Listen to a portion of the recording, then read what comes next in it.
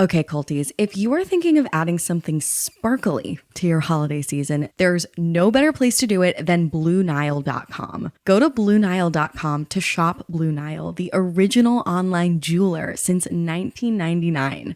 That's BlueNile.com. BlueNile.com. Ooh, Litter Robot by Whisker has got some miraculous holiday deals going on. As a special holiday offer, Whisker is offering up to $100 off Litter Robot bundles. And as a special offer to listeners, you can get an additional $50 off when you go to stopscooping.com/SLAC. This is Litter Robot's best offer yet, up to $100 off Litter Robot bundles and an additional $50 off when you go to stopscooping.com/SLAC. Stopscooping.com/SLAC. Thank you to our sponsor, Squarespace. Start with a free trial at squarespace.com. It's where dreams become websites. Head to squarespace.com for a free trial, and when you're ready to launch, go to https://www.squarespace.com/cult to save 10% off your first purchase of a website or domain. If you're a renter, you have got to start taking advantage of Built. Start earning points on rent you're already paying by going to joinbuilt.com/cult. That's JOINBILT.com/cult. Make sure to use our URL so they know we sent you. Joinbuilt.com/cult to start earning points on your rent payments today. The views expressed on this episode, as with all episodes of Sounds Like a Cult, are solely host opinions and quoted allegations. The content here should not be taken as indisputable fact. This podcast is for entertainment purposes only. Some people of a certain demographic will put on the Hallmark Channel almost 24/7 for like the entire month of December and just numb out to it and have that be like the soundtrack of their life and thoughts as a way to kind of like disengage from anything deeper. That is a privilege. Exactly.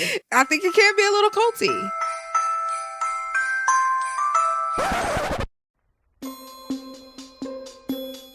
This is Sounds Like a Cult, a show about the modern day cults we all follow. I'm your host, Amanda Montell, and I'm an author. I'm your co-host, Chelsea Charles, an unscripted producer. And I'm Reese Oliver, Sounds Like a Cult's coordinator and also your co-host. Every week on this show, we discuss a different fanatical fringe group from the cultural zeitgeist, from corporate America to Catholic school, to try and answer the big question. This group sounds like a cult, but is it really?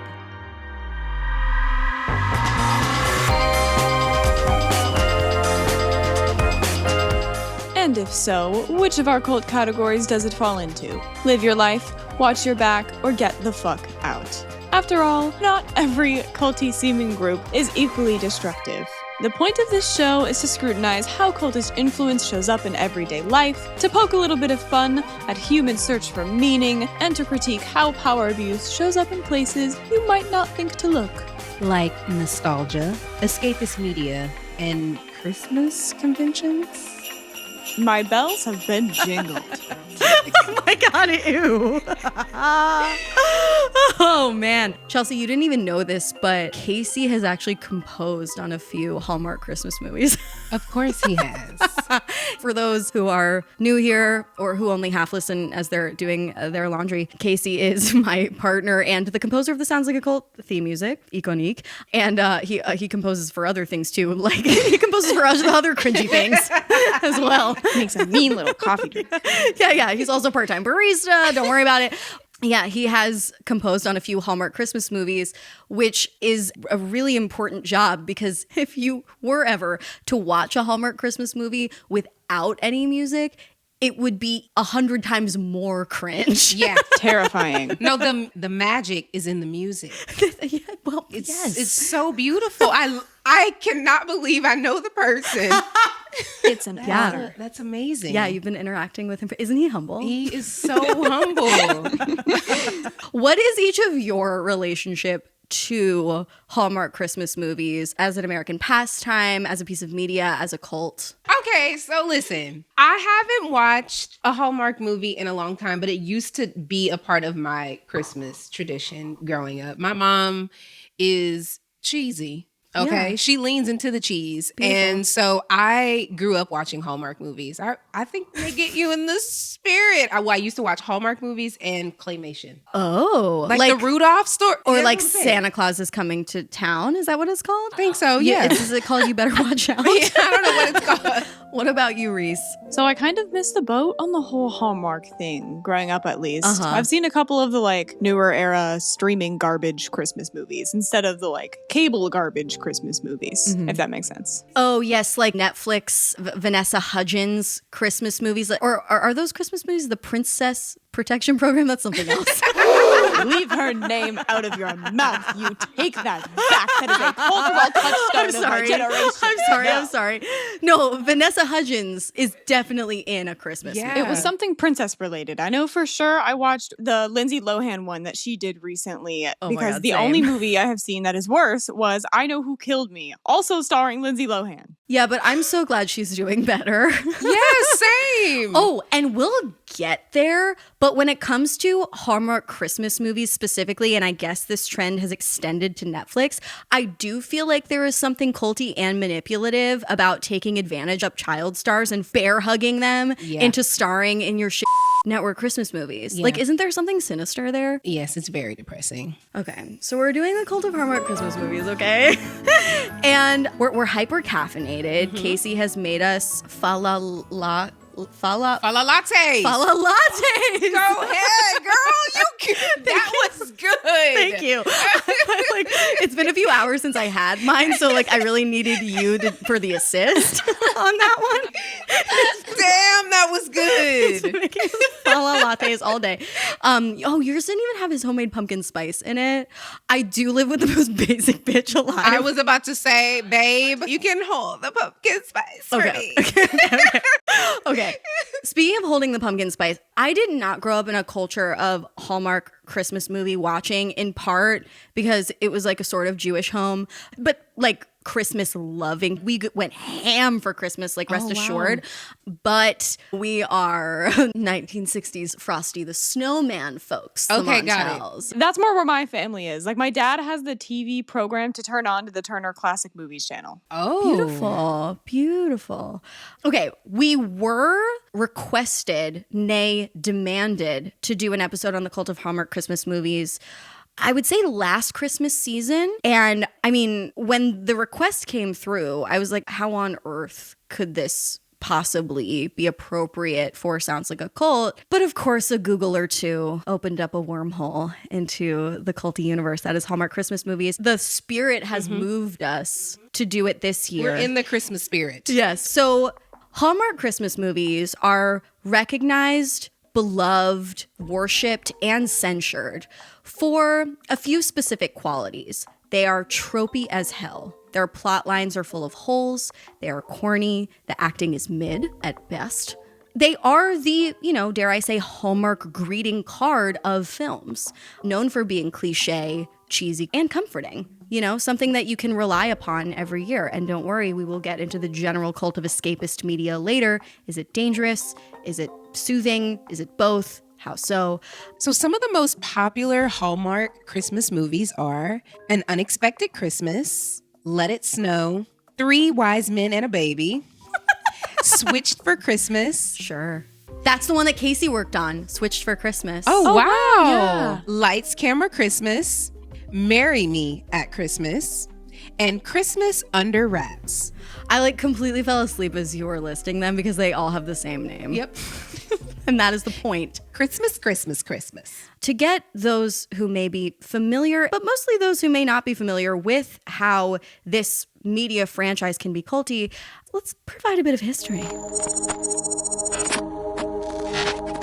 So, the history of the Hallmark Channel begins in the early 90s, after it was originally part of the American Christian Television System and the Vision Interfaith Satellite Network. It was rebranded as the Faith and Values Channel. Later, it was acquired by Liberty Media. It undergoes yet another rebrand to the Odyssey Network, and this is where they start to phase out of the explicitly religious programming and into the more family-oriented programming. Soon after, the Jim Henson Company acquires the network in 1998, and they begin forcing a hard push for more romantic films and more comedies themed more specifically around holidays throughout the year. So the channel begins producing original holiday movies in the early 2000s. They gain a lot of popularity, and around 2009, Hallmark launches its holiday initiative titled Countdown to Christmas. This is nostalgic for me. I do remember these commercials. They were everywhere. Dude, the shiver of nostalgia. Yeah. God damn, I love Christmas. I fucking love it.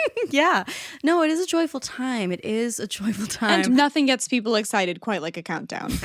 It's so simple. It's so reliable. I know what number comes next. It is closer to one than I want it to be. I am here. Well, there's so little that unites us anymore except counting. Countdowns. Counting down to Christmas is something we can all do together. Yeah, and counting down is even more reliable than counting up. So true. A countdown is so much easier. At a point, numbers get confusing. Mm-hmm. So, the anticipation, the anticipatory energy of a countdown really hooked people in, became largely popular among viewers. So not only is Hallmark playing into the Christmas movie craze, but they kind of invented the modern Christmas movie boom. Yeah. At least that I would say. Allegedly. Allegedly. And yes, Amanda, as you said, these films have a loyal following, mostly because they are just comfort food for your eyes and ears and senses. They have no nutritional or educational value, but boy, oh boy, do they make me feel nice. Yeah, until they don't. Until they don't. That's the gotcha. And the last, and what I find to be the most entertaining, uniting aspect of Hallmark Christmas films and movies of the like is that they are all extremely low budget. Most of them are made for under $2 million, which I was actually speaking with Casey about this earlier. A lot of very tight turnarounds for all of the artists involved in the productions of these movies, which results in a lot of mediocre work. Not saying that Casey's work is mediocre. It's not. Casey, you're great. But just a lot of very tight turnarounds produces a lot of soulless work. It's truly very entertaining. And it results in films that get streamed insanely. According to a 2021 Forbes piece on the economics of Hallmark Christmas movies by Tony Fitzgerald, during the Christmas movie season, more than 80 million people watch at least a few minutes of a Hallmark movie. Most weeks in November and December, Hallmark ranks as the #1 network among the advertiser-friendly demographics of women aged 18 to 49 and women 25 to 54. This means that the channel can charge premium pricing on advertising as it connects with an in-demand audience at a time when this group is increasingly fragmented. No one buys shit like millennial women, dude. No. That's why there are so many ads on this podcast. Skims. My house is covered in liquid IV. Did you see it at the Halloween party? I did see the liquid IV. I was like, look at her. That's so sweet and wholesome. It's like the people who leave out Narcan at parties. Well, I wanted people to be hydrated, and I have too much of it. the liquid IV. Do you want some right now? 0 sugar, lemon, lime. Classic holiday delight. No, sorry. Ho, ho, ho. Previous estimates, continuing that quote from Forbes, have found that the Hallmark Channel generates 1/3 of its annual ad revenue just from Christmas movies. That equates to more than $350 million. Yeah, there is no reason to spend more than $2 million on these films when you're generating those kinds of profits. Yeah, 1/3 of your revenue for the year being made because of one day. I know that's a massive oversimplification. I have a tendency to do that. How dare I? Yeah, don't oversimplify the birth of Christ, Reese. So it's obviously extremely profitable despite, or actually because of, the quality being so predictable and vanilla. Could you unpack the sort of culty undertones of that dynamic a little bit for us, Chelsea? Yeah, sure. So according to The Looper, in an article titled "Why People Love Hallmark Movies So Much," explained by science. What an interesting title. Science. This is science. Pamela Rutledge, a director of the Media Psychology Research Center and Media Psychology faculty at Fielding Graduate University, explains that the familiar fairy tale-like structure in Hallmark movies with clear moral lines and happy endings offers reassurance during a stressful time. She says, Hallmark movies take some of the edge off. They may not be intellectually stimulating, but that's a big part of the appeal. God damn it, Pamela. Yeah. Did you I remember there was like a New Yorker piece, I think, that came out right after the first season of Emily in Paris premiered, sort of unpacking the phenomenon of ambient TV. Yeah. Now this is something we totally accept. Ambient TV is like a defined genre. It's probably going to be a fucking category at the Golden Globes. Right. Best ambient actress.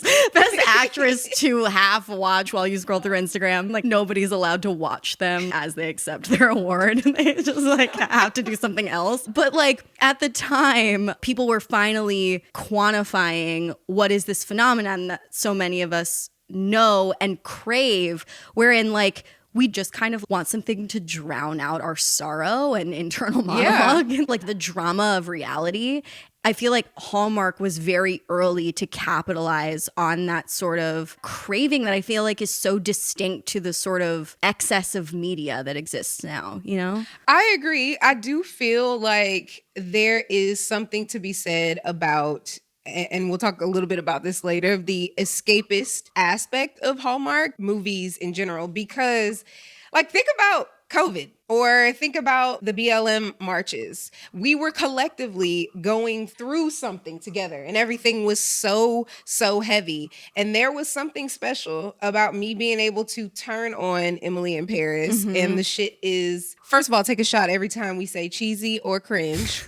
But there's something about leaning into something that was so cheesy and it wasn't deep. Yeah. That gave me a sense of solace. I'm like, I don't have to watch the news and care about shit that's going on, which is sad, but yeah, you know. I feel like that's reality TV for a lot of people. A lot of people turn reality TV on for that same, I can just not think about this and not feel pressure to be intelligent or have an impact on the world for the hour that this is on. Yes, absolutely. Well, because there's more pressure than ever to have an immediately eloquent and perfectly correct take on complex social dynamics, I guess you could say, when shit is going down culturally, and to hold our media to a really high standard when it comes to addressing those dynamics responsibly, and to have a whole category of television that is exempt from that and that we all get to surrender. Yeah, exactly. Surrender.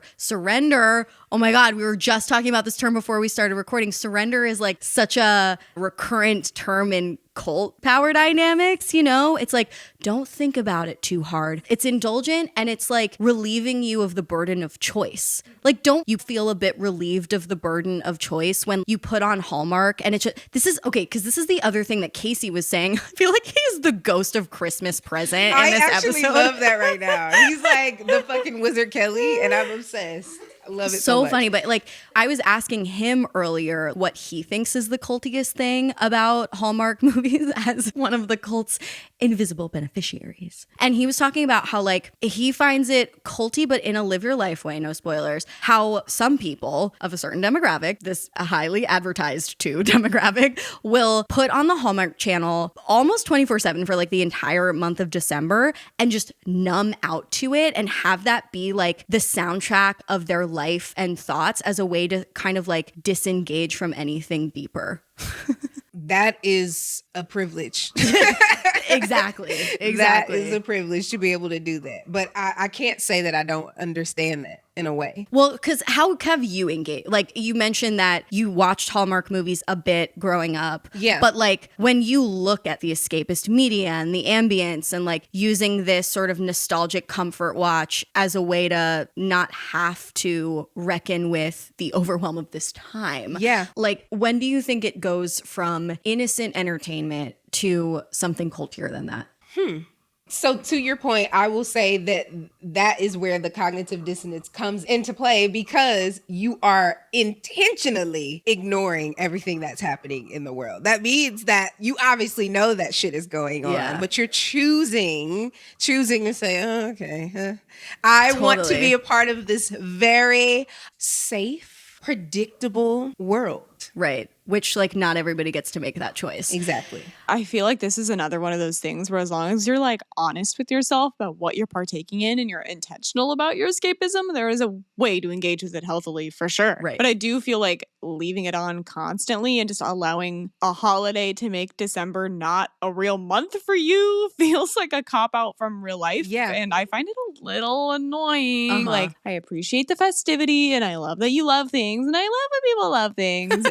But like, yeah. Yeah. And this is why, like, this cult reminds me in some ways of Disney adults. Like, I was going to say the same thing. Yeah. Well, because, I mean, I learned a little bit while I was researching the cultural role that nostalgia plays in America, specifically for the Age of Magical Overthinking. I was like reading some literature about the intention behind the construction of Disneyland.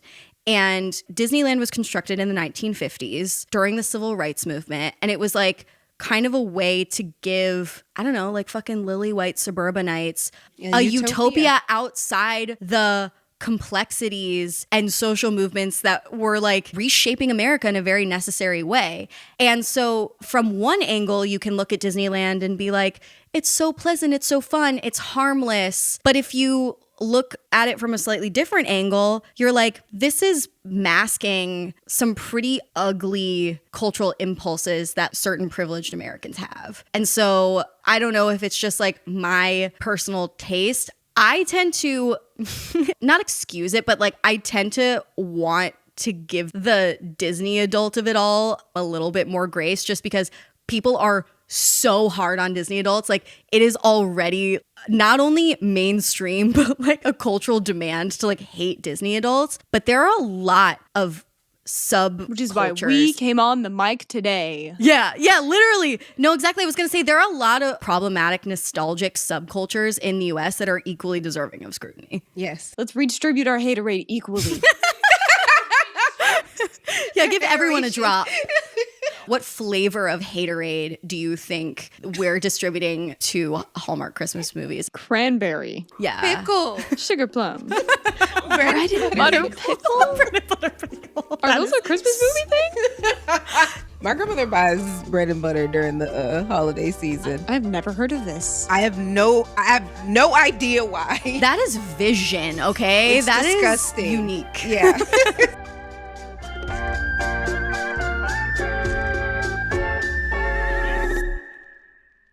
And now, a quick word from our cult-followed sponsors who make the show possible.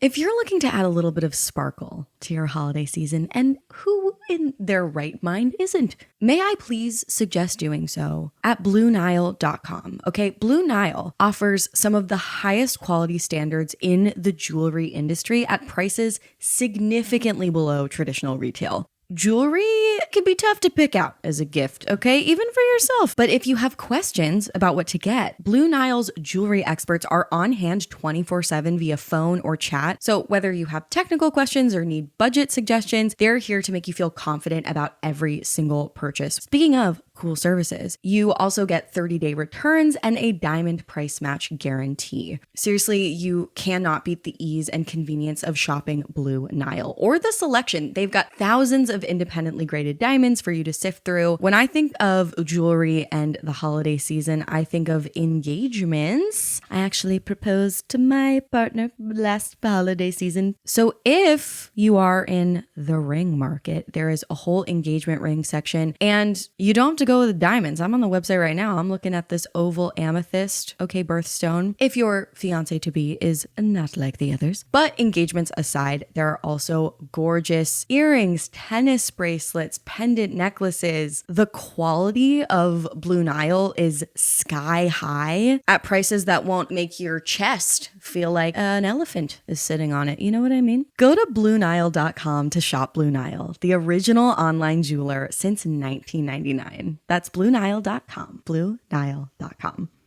This holiday season, your cat and or cats deserve the world. That's obvious. They're perfect. They're gorgeous. They're models. They're angels. And the best thing you can get for your cat and yourself is the litter robot by Whisker. Okay. I have been a proud litter robot owner for many years. They are my most prized possessions. They use this self-cleaning technology that automatically cleans after every use. So your cats will always have a fresh bed of litter to do their business. Imagine being a cat and always having a clean, fresh scented throne to do your business. And here's the best thing. Litter Robot will just send a notification to your phone when the litter robot needs to be emptied, which is like a rare occasion. You can like forget that you even have a litter box because this machine works so well and can hold so much litter. You're like, la la la, I don't have to worry about it. And then suddenly it's like, oh, I have to clean my litter robot now, which is fine and so easy. I simply can't go back to any other litter box. So get this. As a special holiday offer, Whisker is offering up to $100 off litter robot bundles. And as a special offer to listeners, you can get an additional $50 off when you go to stopscooping.com/SLAC. This is Litter Robot's best offer ever. Up to $100 off litter robot bundles and an additional $50 off when you go to stopscooping.com/SLAC. Stopscooping.com/SLAC. Okay, now in case folks are tuning into this episode, no doubt ambiently, truly still unfamiliar with the experience of watching a Hallmark movie or the types of imagery and tropes and plot lines to be expected in these films, Chelsea, could you break it down? Yes. So according to this Vulture article, the 10 essentials of any Hallmark Christmas movie, here are some things that you can typically find in a Hallmark movie. A 90s actress you almost forgot about. Yes. Before we started recording, we were talking about the empire that Lacey Chabert, that is how you pronounce her name, right? Lacey Chabert. I feel like not quite remembering how to pronounce the actor's name is also a part of it. Lacey Chabert stands. Hallmark movie moms, correct us in the comments if we're mispronouncing the queen's name. Respectfully. You put the emphasis on the wrong syllable. It's Chabert. It's Chabert. Chabert. Yeah. Chabert. Chabert. Yeah. Chabert. Que fabe. We got the emphasis on the wrong syllable. You know me in word jokes. You got me. Yeah. Lacey Chabert, Gretchen Wieners from Mean Girls turned Hallmark Christmas movie ingenue. And then, of course, we've got the other leading lady, Candace Cameron Bure from Full House. Full House. Thank you. I own all 8 seasons on DVD. It was a hyperfixation of mine as a child. Oh my God. Lord drop about Reese. I used to just get up really early for no reason, and that was always what was on at like 5 a.m. You still get up really early. I do. I'll like text her from a totally wacky time zone. And she's always awake. She's like, I'm here. Candace Cameron Bure, of Full House fame. She is now a cult leader in her own right because of this Hallmark empire, but we'll get to that later. Anyway, Chelsea, please. A hot actor you probably don't know. A town with a dumb name. That's my favorite thing. Some examples are Hollyvale, North Dakota. Sure. Homestead, Iowa. Garland, Alaska. Wow.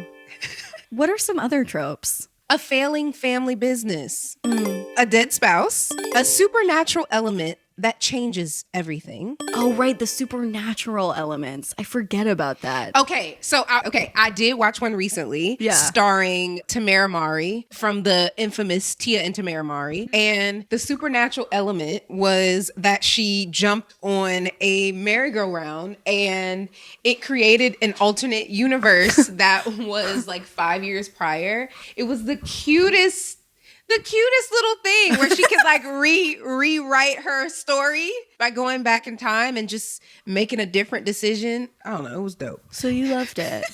Wait, okay. I made mention of this earlier, but like, do you think it's fair to speculate that there is something manipulative going on with like the extremely consistent pattern of former child stars starring in these films?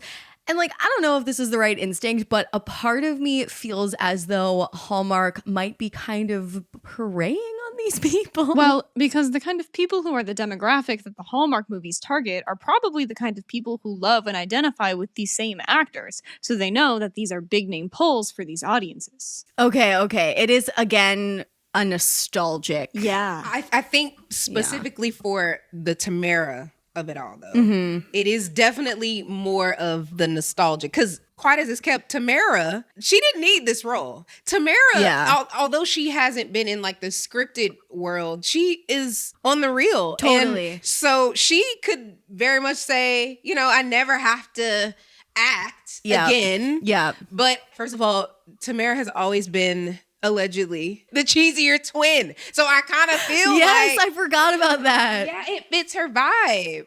Okay, so you think she's in on the joke? Absolutely.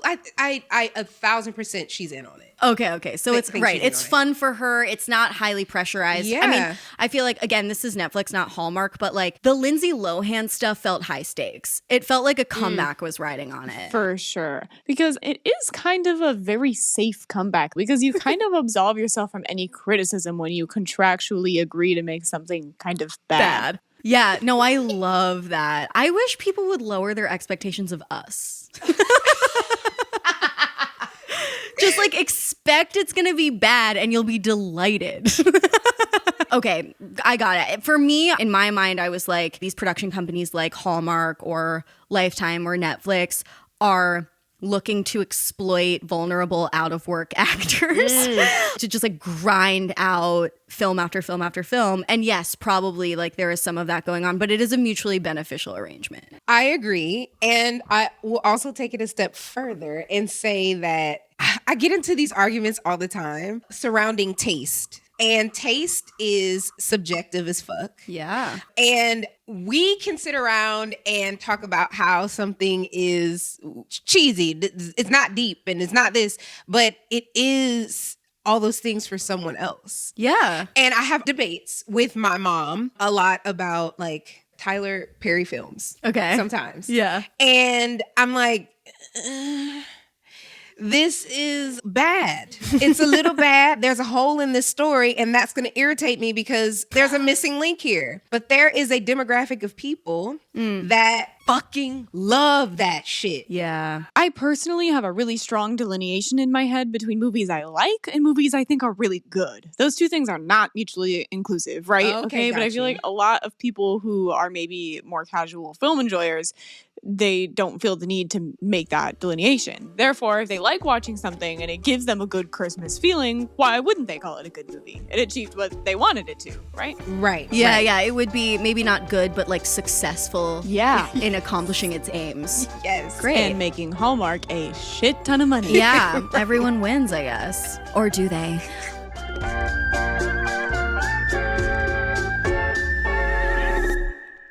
This podcast is brought to you by Squarespace, which is the all-in-one website platform for entrepreneurs, artists, podcasters, to stand out and succeed online. Whether you're just starting out or managing a growing brand, Squarespace makes it easy to create a beautiful website, engage with your audience, and sell anything from products to content to time all in one place on your own terms. I remember when I created my very, very first website right after I had graduated college. It looked a hot mess.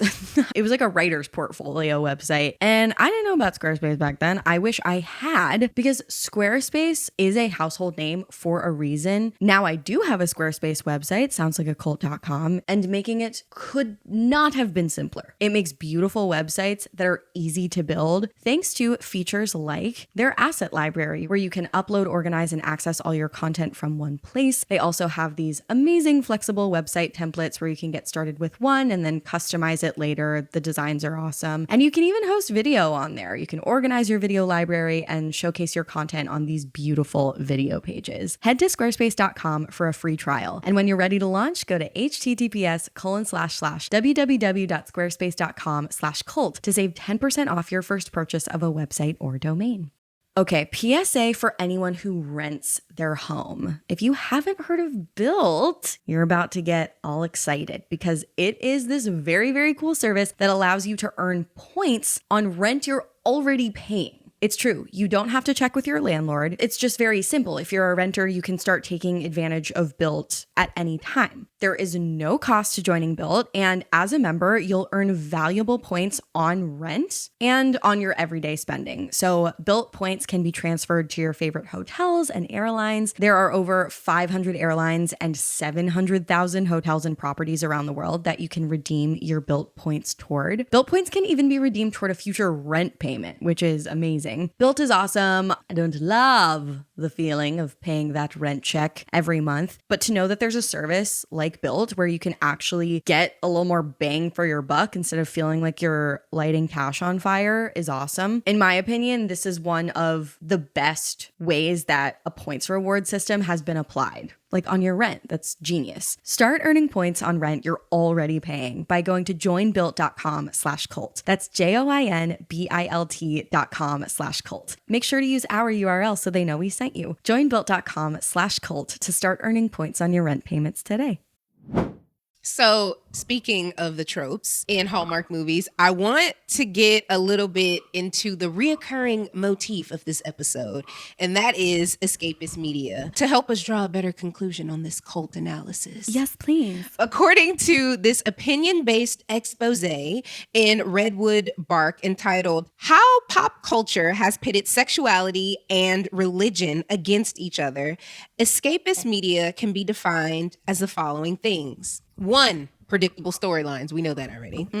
Idealized settings, simple conflicts and resolutions, and emotional relief. So much to the point that we were talking about earlier, it's the feeling of, already how this shit is going to end. Mm-hmm. Someone's going to find their Prince Charming. Yep. Emphasis on Prince Charming. You know what I'm saying? And yeah, there's just something about knowing how something is going to end that provides a sense of like, I'm safe here. Yeah, this is controversial. I'm a huge spoiler consumer. I love spoilers. If I'm like watching a movie, like depending on what it is, like sometimes I do like to surrender and go in blind. If that's the theme, we keep mentioning it, surrender.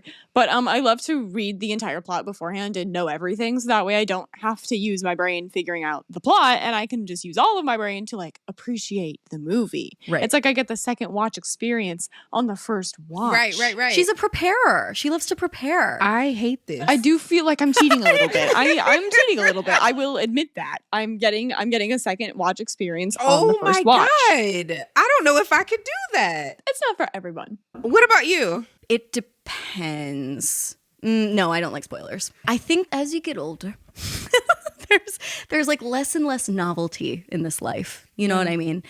And I'm just constantly trying to perceive things as new and exciting. So spoilers sort of compromise that pursuit. You know what I'm saying? Ooh. So I don't want to give myself any excuse not to have that experience of novelty and surprise. I get that. Well, you know what it is? I was traumatized by a spoiler when I was in high school. I binged Dexter during a snowstorm when I was 17. The first 4 seasons or something. And I accidentally saw a promo that revealed the death of an important main character before I was ready to know that, before I watched the episode. And I think that turned me off spoilers for life. So I really appreciate a spoiler alert. Yeah. That would have sent me over the edge, not gonna lie. Yeah, thank you for understanding.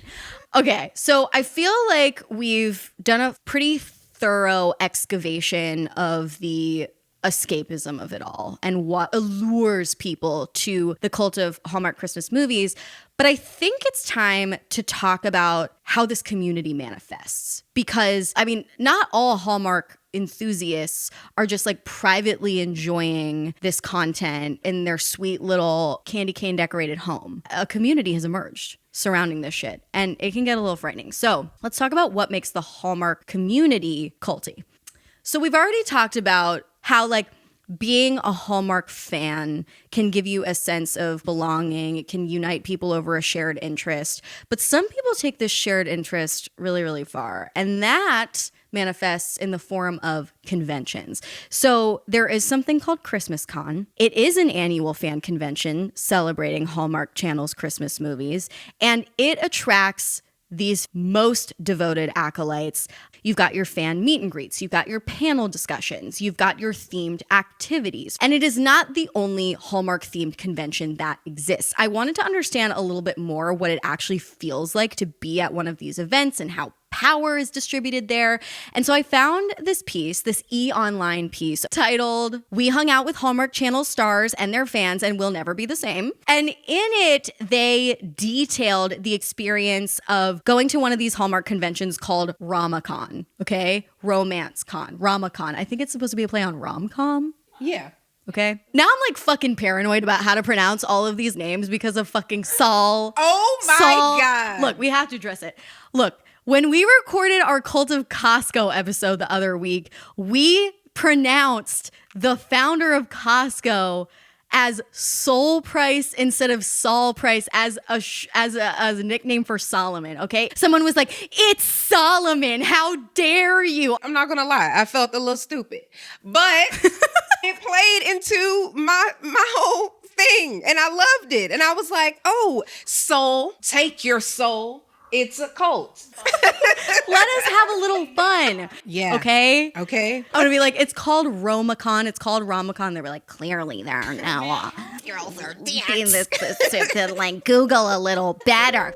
No, we try our best, y'all, truly, okay? Because listen, when you have a tiny team and everyone on it has another full-time job, and you're under contract to make a weekly doggone podcast, look, sometimes shit goes to air that's a little fucked up, okay? We do our best, and we're sorry about it. But look, if you just treat Sounds Like a Cult like a Hallmark Christmas movie, you know, just silly vibes and plot holes, then maybe we can all recalibrate our expectations and be much happier. You gotta calm down, man. Calm down. It's okay. The stakes are low. The stakes are ho. Or ho. The stakes are ho, low. Ooh, that's good. Podcast haters are getting cold this year. Yeah. Anyways, we're not bitter. We're not. It's just funny to make fun of you also. Making fun of us. Making fun of us. So it's just a bit of, it's family banter. Like, Yeah. Sounds Like a Cult family is full of drama. Can you imagine if we were all at a Christmas dinner together? That's such a culty thing you just said. So I wanted to know what really went down at one of these RomaCons, and I learned a bit of background. The first one of these conventions was held in 2020, a culty time. We were in COVID times. It was held in Palm Beach, Florida. What a culty place. A culty time, a culty place. There were 5,000 attendees. The author of this piece, Tierney Bricker, cool name, she attended one of these events, and she said, quote, "What heightens the fanaticism ultimately are the actors, the stars of these Hallmark films, who have all amassed their own devoted fan base after entering long-term creative partnerships with the network." So there is like a Lacey Chabert cult. There is a Dallas Cameron cult. Candace Cameron Bure. Candace Cameron Bure cult. Each of these actors, because they appear so frequently in these different franchises, start to develop a sort of parasocial cult of their own. One of these actors, whose name is Andrew Walker, he has starred in 19 Hallmark films. He told this reporter that he was basically stunned by the audience's consistent fanaticism. He said, quote, "I knew we were a part of a very special community when around 8 to 10 movies in, where it felt like even if I did a bad movie, people would still support me. Even if I felt super critical about the performance I put out, people would still be like, Andrew, you were great. I loved that movie." So there's something very cult-like about this larger-than-life cult worship figure who can do no wrong. You just like accept absolutely everything he says, does, performs, no notes, no criticism.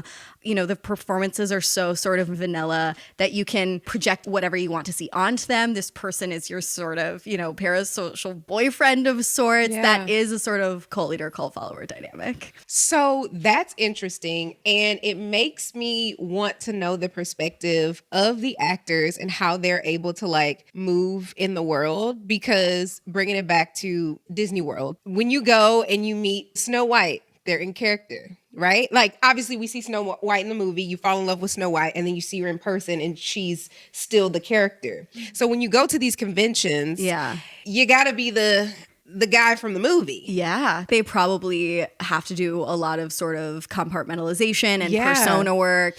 The culty parasocial dynamics are really interesting when it comes to these escapist comfort watches, because in reading between the lines of this piece, it kind of seemed like these actors felt some amount of pressure, maybe not like a torturous amount of pressure, to live up to probably impossible expectations to interact with fans, many of whom are going through extreme life difficulties. So these actors who are in these like television movies are spending their entire day back to back interfacing with folks who have like really deep relationships with them, who are saying things like, you got me through cancer, or you got me through clearing out my dead mother's house. Like, that's a lot of pressure to live up to. I think with Hallmark Christmas movie stars, because they appear in so very many films, and because the films are not that challenging, and because they are comforting, that sense of intimacy can get extreme. Does that make sense? Oh, absolutely. Yeah. I think it can be a little culty. Yeah. Because you have this already established, it's a one-sided relationship that you have with this person. And as the actor, people feel entitled to you. And you feel a sense of responsibility to kind of play into that. So that's a little sus. Yeah, and I think there's the added dimension of the holidays being a really difficult and sometimes traumatic time for a lot of people. And to have essentially what the Gen Zers would refer to as like brain rot content to tune into and like tune out of the world and escape into. And if you're consuming a lot of that content and it is all the same like 4 or 5 people, these people are going to be so like, I don't know, like getting through tough lifetimes with 4 people you don't actually know and settings that you can predict immediately. I don't know. Just I don't know that a therapist would endorse it. Yeah. Yes. Yeah. it almost feels like these character AI websites where it's like, I was just thinking. yeah. And I know this kind of contradicts what I said earlier about like engaging with something intentionally, but I do think there's a point where that also becomes unhealthy. Yeah. And I think for the most part, these actors are not necessarily taking advantage of that or exploiting it in a destructive way. I can think of one exception to that, but we will get to that later. Just a bit more about what it feels like to be at one of these conventions. The organizers really lean into the sense of ritual and liturgy that exists there, making these Hallmark conventions feel somewhat akin to like a tent revival or Mary Kay conference. The author of this e-online piece said, basically, you can call yourself a Hallmark movie lead and live out your fantasy for the weekend, quote, with specifically curated experiences like the chance to perform a scene with an actor, karaoke night, and health and wellness sessions. Rama Drama offers fans the ability to live their dreams. One of the convention's organizers, Gabrielle Graf Palmer, explained, this is not your standard pipe and drape convention. Rama Drama guests walk away with so much more than an autograph and a selfie.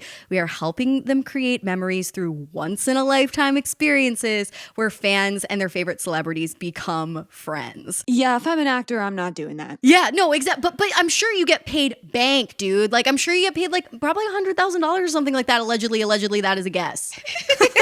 I don't know. Like, that just has to be so emotionally draining. And you hear a lot of influencers talk about like the fatigue they get from meet and greets. Like, you hear Chapel Roan was just speaking about this, about having someone tell you 1,000,000 times a day, like how deeply you've impacted their life and their trauma and everything. And for every person who's spilling their guts in a positive way to you like that, there's probably someone who hates your guts. I mean, maybe not so much the Hallmark. Like, you have to be a really bad faith consumer to like Vanilla Hallmark boyfriend. Yeah.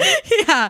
But like, I find it a little sus that this convention co-founder is so shamelessly leaning into being like a parasocial matchmaker of sorts. She said, I believe the Hallmark fandom has grown because it is a true form of peaceful escape. Hallmark Channel and the like offer a beautiful, kind, inclusive outlet from the chaos and stress of the current world landscape. And speaking of the whole you got me through cancer sort of parasocial pressure, this gal Palmer leans into that too. So she told this E! News reporter about a fan named Debbie who had throat cancer and was newly a widow, who said that she had skipped a chemo treatment and left her hospice center to attend different Rama Drama events because her, quote, only wish was to see this one Hallmark actor that she loved, quote, one last time. And Palmer, as she was relaying this story, seemed like this was all such a beautiful thing. And on one hand, maybe it is, you know, we have to find meaning and purpose and solace somewhere. But it's just the way that this convention organizer described it. I don't know. It just felt like a little bit exploitative and culty to me. Yeah. So on that note, one fan's warm and fuzzy escapism can truly be another fan's exclusion, which leads us to a slightly more specific unpacking of the issues of racism, sexism, and ageism in Hallmark media. All the isms. All the isms. So Hallmark's programming has historically faced criticism for lack of racial diversity, reinforcing a predominantly white middle-class world. The narrow racial representation in Hallmark movies reinforces a familiar, idyllic version of small-town America, which can make viewers feel emotionally connected to a homogenous world that excludes racial, diverse, and ethnic perspectives. This lack of inclusivity can perpetuate a cult-like attachment to a singular worldview, alienating audiences of different racial backgrounds and reinforcing the comfort zone of those who see themselves reflected on screen. So when doing research for this episode, obviously I looked for Black Hallmark movies specifically, but I was like, what about Middle Eastern, Hallmark movies? Any type of ethnically diverse? Didn't see anything. It seems like a bad move because you're missing out on a whole market. Yeah. The homogeneity of the perspective. And I know that there's a way where we can keep the same elements of Christmas vibes and even the same maybe like rehashed storylines, some of the tropes and stuff. We've done it. There is a lot of really cringe, wholesome media all over television that appeals to demographics other than suburban white ladies. Like, we've pulled it off before. I really like your analysis, though, of how, like, idealizing this image of, like, an all-white American small town really encourages a cult-like attachment to that.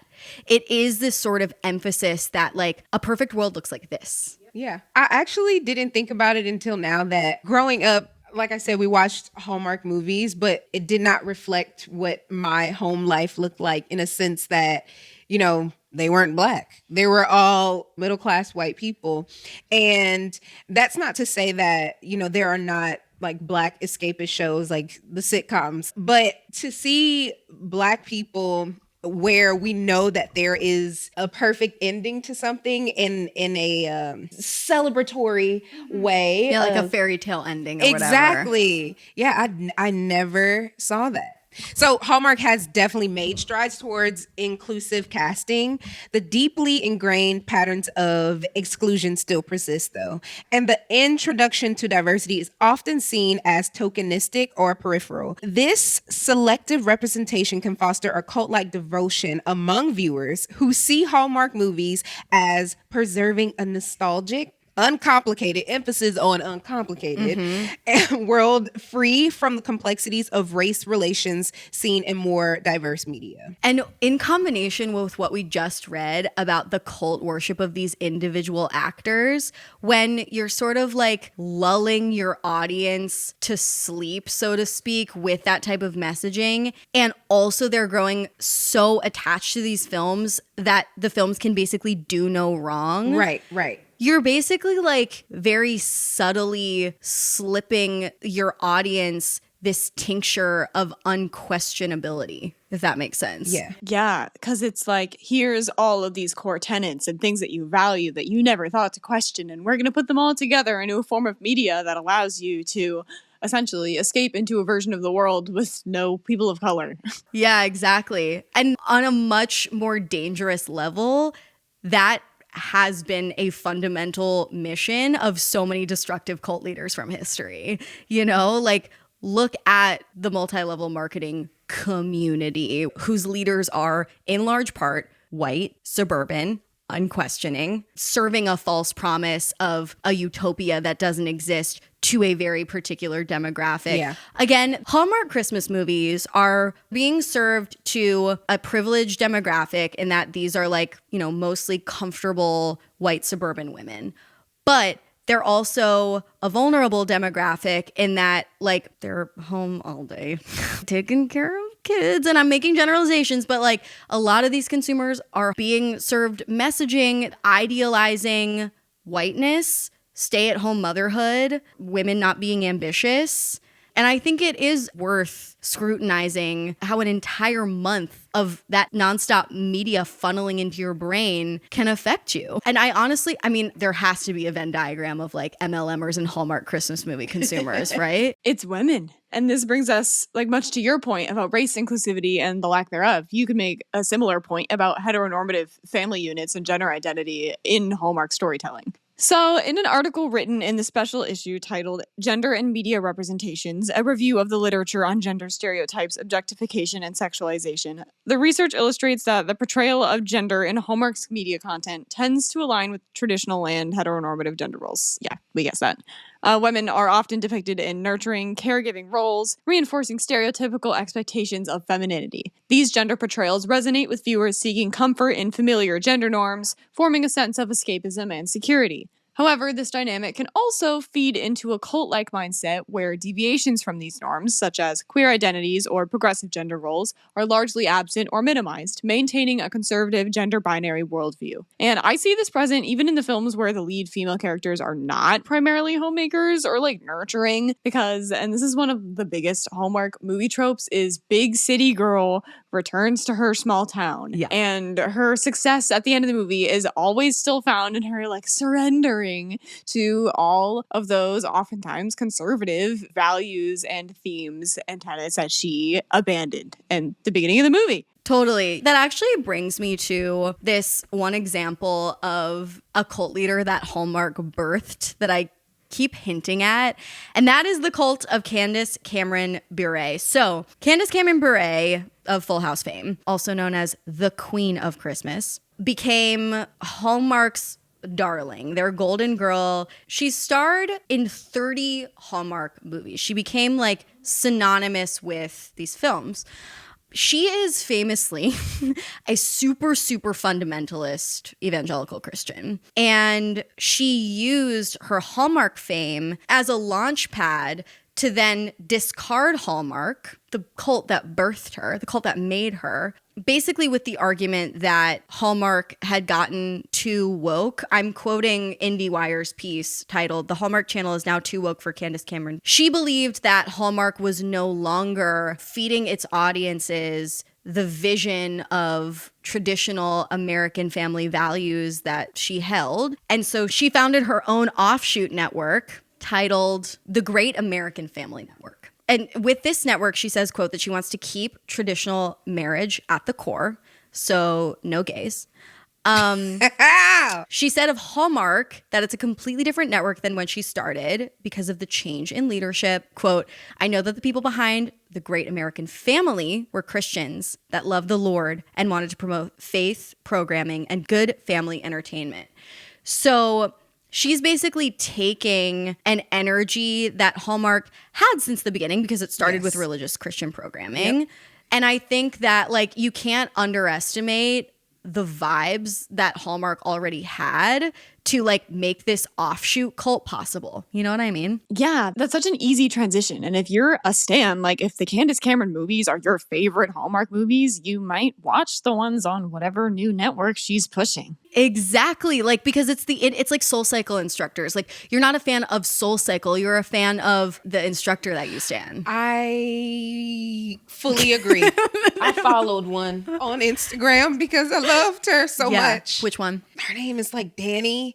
And baby, she spoke to my spirit. Yeah, that's right. And I was like, I fucking hated the class, but it was her. Exactly. So I understand that analogy. Yeah, I mean, they're actors. These are actors. Like, their whole job is to have Riz. And so she has this really icky sort of evangelical Riz, but like she developed a cult following because of it, and they probably will follow her off a cliff. I have a conspiracy theory that Candace Cameron is only upset that Hallmark is making gay Christmas movies because if there are two male leads, it means there's no roles for her. Ooh. Oh. You a critical thinker. No, I love that because that I understand. To which I say, kiss a girl, Candace. You really want more airtime? You get in the studio with Lacey Chabert and make history. Yeah, or if she really wanted to double up her screen time, it could be like a Parent Trap thing where she plays her own love interest. I don't think we should allow her to make this in a way that's comfortable for her, though. I want to see a gay incest Hallmark Christmas film starring Candace Cameron Bure. That's all I'm saying. Now that's family programming. It's family. It's good, wholesome family content. That's another thing. You know how they're like, what's classy if you're rich and trashy if you're poor? Incest. Oh my God. Yeah. There's no conversation stopper quite like saying the term incest 6 times. Okay, now this wouldn't be a Sounds Like a Cult episode without detailing some legal trouble. Chelsea, could you please round us out with a regaling of some legal hot water that the cult of Hallmark got itself in? I would love to. So Hallmark finds itself under fire and amidst a legal battle due to one of their former employees who alleges she was wrongfully terminated and subjected to ageist and ableist harassment by the hands of the company's execs. In an article written by the Associated Press, Hallmark exec Lisa Hamilton Daly allegedly made offhanded comments to the now terminated Miss Perry that they needed to replace the old talent, referencing the queen of Hallmark, Lacey Chabert. Oh, so you've got okay, there are 2 queens. Yeah. She went on to say that Chabert was getting older and we have to find someone like her to replace her as she gets older. The lawsuit that was referenced in the article adds that Hamilton Daly stated in reference to another Hallmark star, Holly Robinson Peete, no one wants her because she's too expensive and getting too old. She can't play leading roles anymore. So this lawsuit was breaking news. Yes. This lawsuit actually just came out a few days before this recording. So this is recent. So we will fucking see. Wow, old talent. Put some respect on Lacey's name. Truly. Lacey has definitely done over 30 Hallmark films. Just replace her like she's a horse. First of all, Holly Robinson Peete, she's not a fucking Hallmark star, first and foremost.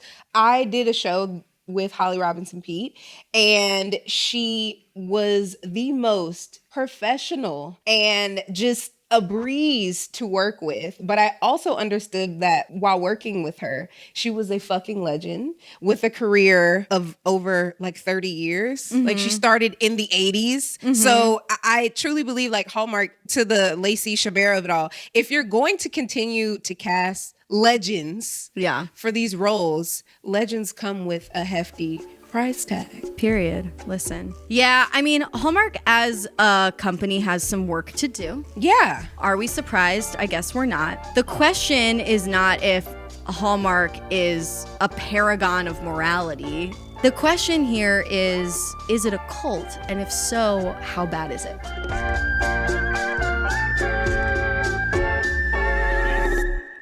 So with that, I want to pose the question to each of you. Reese and Chelsea, out of our 3 cult categories, live your life, watch your back, and get the fuck out. Which one do you think the cult of Hallmark Christmas movies falls into? I think I'm going to say, in their current iteration, live your life. Because they are getting more diverse, and I think it is a dying breed. Oh, you think the ship is sinking? I mean, I'm dealing with some insecurity because I feel like most things tend to be watch your backs, and I don't want to make everything a watch your back. Oh, okay. I mean, I get that. There's nothing like appearing in a Sounds Like a Cult episode to make you feel insecure, but you know, follow your heart.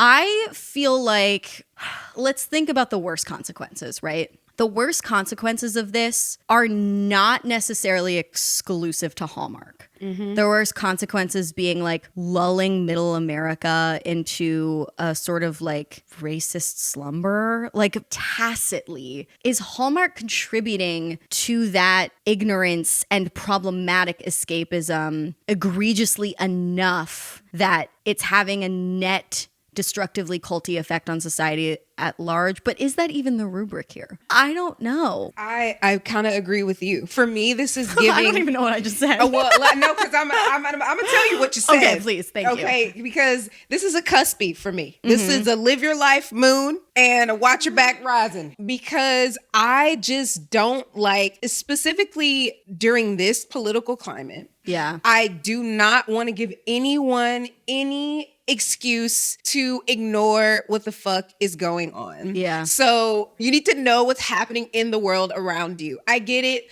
Live your life. Watch your little escapist TV show, your escapist Hallmark fairy tale movie. But you need to know what's going on in the world around you. So true. And so for that, I say it's a cusp. It's a Yeah, cuspy. yeah, because cults have to be evaluated in context. Yeah. And societal context is changing and so like the stakes of this type of permission structure for ignorance are just higher right now. Absolutely. And it's kind of Hallmark's responsibility to wield its power considering all of that. Hence the gay movie that made Candace Cameron mad. But then it's like, is that pandering? It never ends. Yeah, it never ends. And that's good. And we will never end. Well, okay, so we have kind of like a wiggly answer, but I think that reflects this wiggly ass cult. I'm with you too. I think it's super cuspy, live your life, watch your back. But I feel like, you know what? We're recording this also the day before the election, so we like don't know what's about to happen. As the world encroaches toward fascism, I feel like live your lives encroach toward watch your backs. So true. You know what I mean? It's just a result of polarization and dictatoriness. So we have our answer. It's watch your back. Maybe it's a watch your back. Oh, shit. All right, we got there. I'm glad we talked that out. This is why 3 is better than 2. We need this triangle. We need this tripod. Well, that is our show. Thanks so much for listening. Stick around for a new cult next week. But in the meantime, stay culty. But not too culty.